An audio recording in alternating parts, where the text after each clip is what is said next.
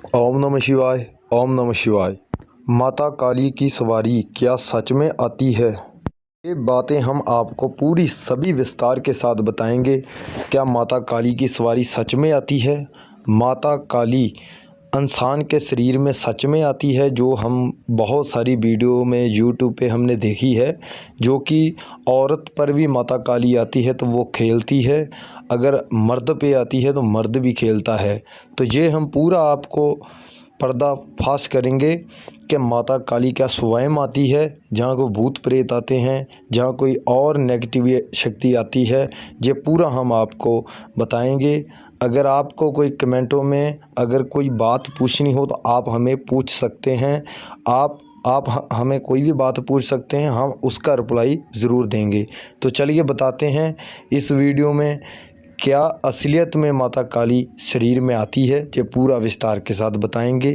तो बने रहिए हमारे साथ, आगे बढ़ते हैं। माता काली के बारे में हम पूरा आपको बताएंगे, यानी कि माता काली भी और भी देवी देवते हैं जो इंसानों के शरीर पे आकर खेलते हैं। तो वो क्या सच में आते हैं? देखिए, अगर किसी आदमी ने कोई अपने गुरु से दीक्षा ली है तो उसका मंत्र जाप किया है, गुरु मंत्र जाप किया है, तो फिर तो हम मान सकते हैं कि ये हो सकता है। तो जिस शरीर में माता काली स्वयं देवी देवता आ जाते हैं तो उस शरीर में और किसी बात की कोई कमी पेशी नहीं रहती। जिसके शरीर में स्वयं ही माता जी आ जाते हैं तो उसका शरीर जो शुद्ध हो जाता है, बहुत ही ज़्यादा शुद्ध हो जाता है, जहाँ तक कि वो भी देवी देवता के समान ही माना जाता है। जो भी उसने वचन कर दिए वो वचन पूरे होंगे। क्यों? क्योंकि उसमें स्वयं माता काली जी हाज़िर हुई हैं।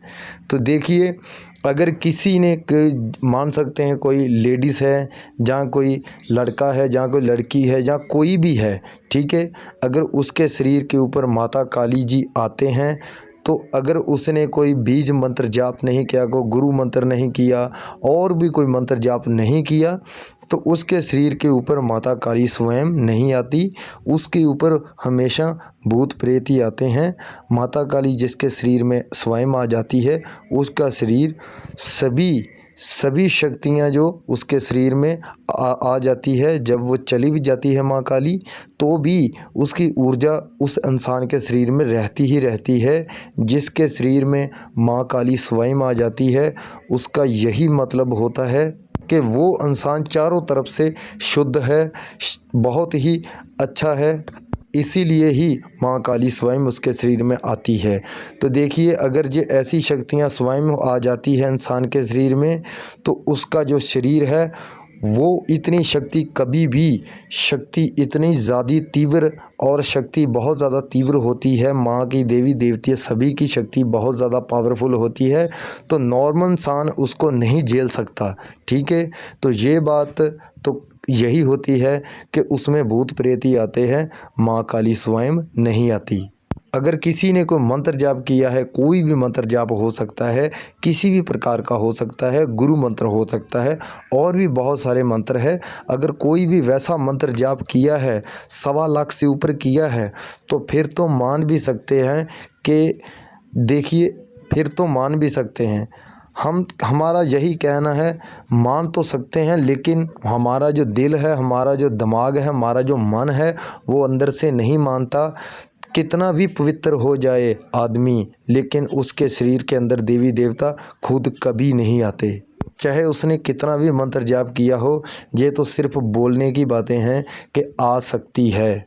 देखिए, वो शक्ति है, वो आ भी सकती है, ऐसा नहीं है कि नहीं, आ भी सकती है, लेकिन नॉर्मल शरीर में, नॉर्मल इंसान में नहीं आ सकती। जो विधि का विधान है उसके खिलाफ देवी देवता कभी नहीं जाते। और हमारे आसपास में भी हमने देखा है, आपने भी देखा होगा आसपास में, और भी बहुत सारी वीडियो में देखा होगा आपने, इंटरनेट पे भी आपने वीडियो को देखा होगा कि किसी औरत पर माँ काली आई है, जहाँ किसी आदमी के ऊपर काल भैरव जी आए हैं। ऐसे बहुत सारे देवी देवता है जो कहने के बातें हैं कि आए हैं, लेकिन वो खुद नहीं आते।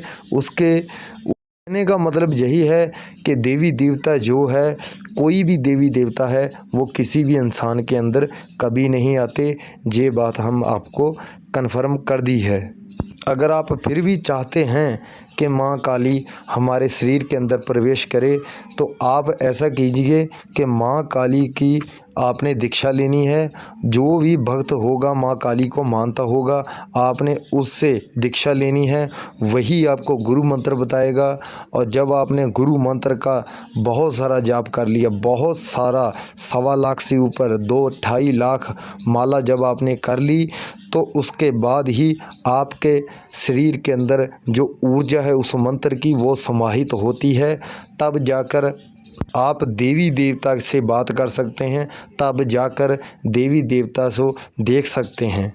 ऐसे नॉर्मल आँखों से हम किसी भी देवी देवता को नहीं देख सकते, जहाँ तक कि हम भूत प्रेत को भी नहीं देख सकते। हमारी जो आँखें हैं, देखिए देवी देवता के और हमारे बीच और देवी देवता के बीच सिर्फ थोड़ा सा फासला है, लेकिन यही फासला बहुत लंबा फासला बन जाता है।